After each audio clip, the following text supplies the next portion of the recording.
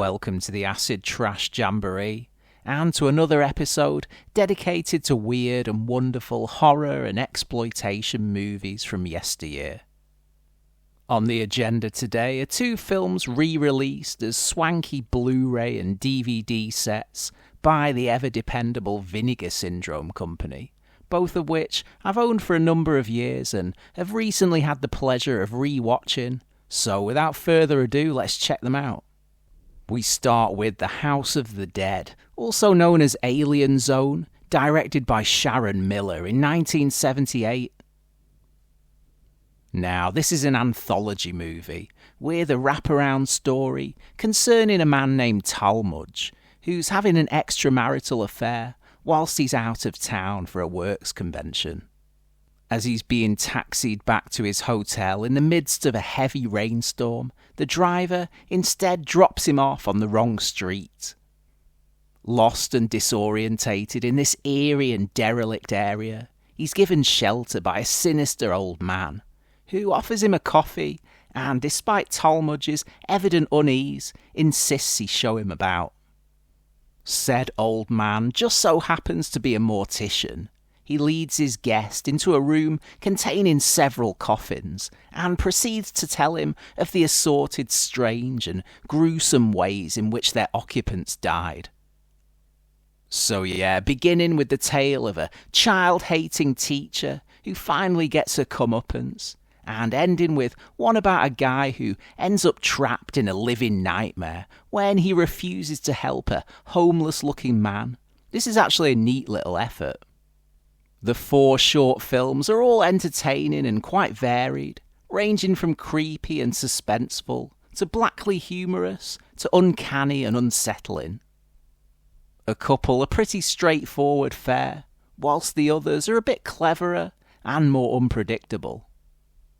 But on the whole, as I say, they make a decent little anthology package, all leading up to one final twist, which you can see coming a mile off, but ultimately is the only logical way to wrap things up.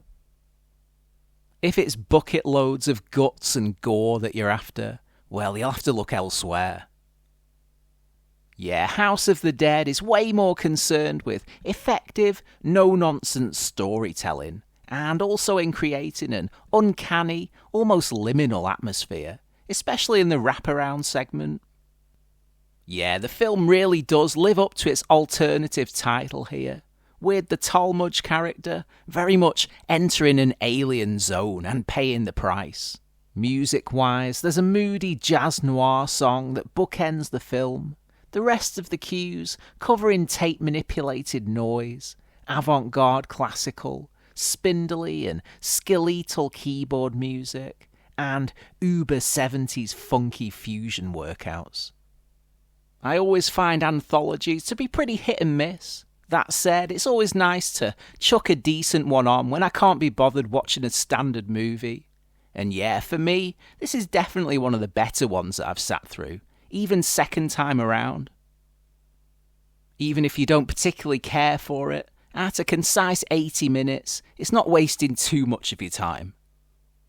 We move on to Psychos in Love from 1987, and when a bearded, balding, grape-hating, mass-murdering barman named Joe meets and starts dating Kate, the girl of his dreams, he's understandably reticent to reveal his dark side to his new beau.